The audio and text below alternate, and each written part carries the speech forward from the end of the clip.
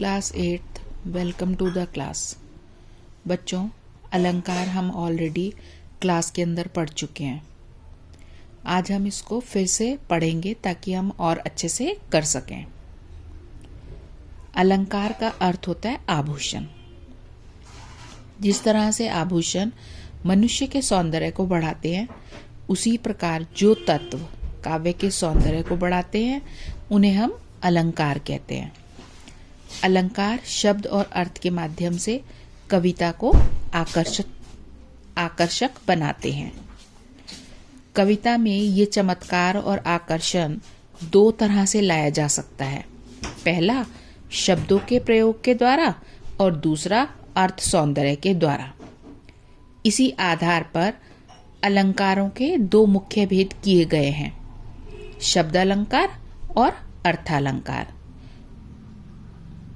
शब्दालंकार में शब्द के प्रयोग के द्वारा किसी कथन में चमत्कार, सौंदर्य तथा प्रभाव लाया जाता है।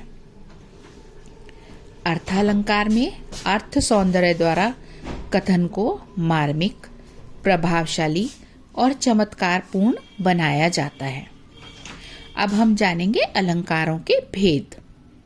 अलंकार में शब्दालंकार तथा अर्थालंकार के अंतर्गत अलग अलग अलंकार आते हैं।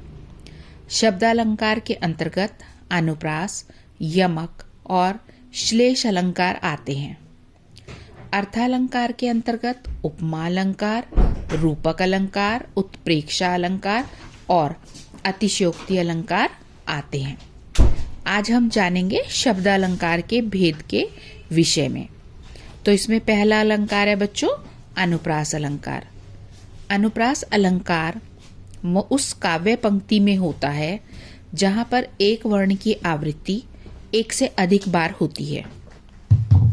उदाहरण के तौर पर तरनी, तनुजा, तट, तमाल, तरुवर, बहुछाय।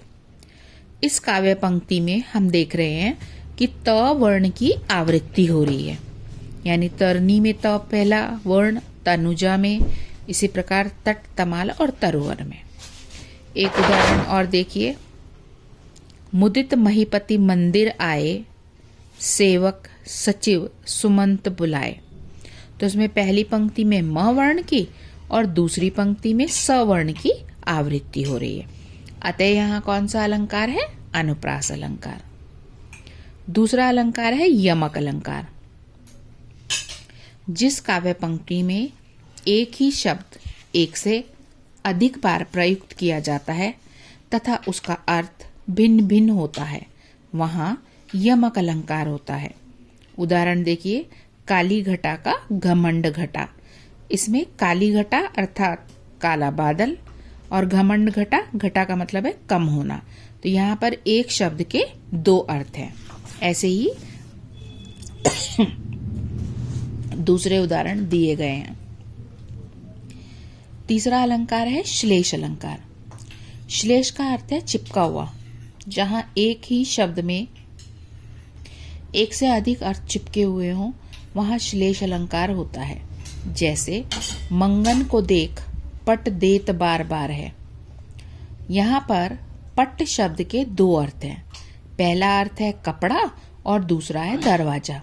मांगने वाले को देखकर कोई व्यक्ति बार बार उसे कपड़ा प्रदान करता है, और दूसरे अर्थ के रूप में है मांगने वाले को देखकर बार बार दरवाजा बंद कर दिया जाता है। तो यहाँ पर श्लेष अलंकार है। तो बच्चों, आज हमने जाना शब्द अलंकार के 3 भेद के विषय में।